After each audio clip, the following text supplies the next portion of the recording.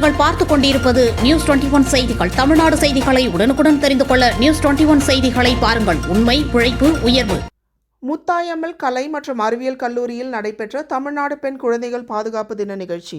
நாமக்கல் மாவட்டம் ராசிபுரம் பகுதியில் உள்ள முத்தாயம்மல் கலை மற்றும் அறிவியல் கல்லூரியில் மகளிர் மன்றத்தின் சார்பாக தமிழ்நாடு பெண் குழந்தைகள் பாதுகாப்பு தின நிகழ்ச்சியானது கல்லூரி வளாகத்தில் கொண்டாடப்பட்டது.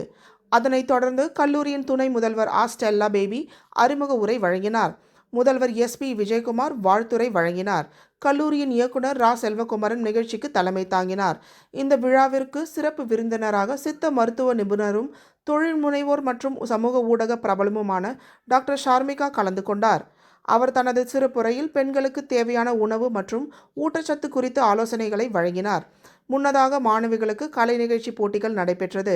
இந்நிகழ்ச்சியில் ஏராளமான மாணவிகள் கலந்து கொண்டு ஓவிய போட்டி, கவிதை போட்டி, face painting, reels making, meme creation போட்டிகளில் பல மாணவிகள் கலந்து கொண்டனர்.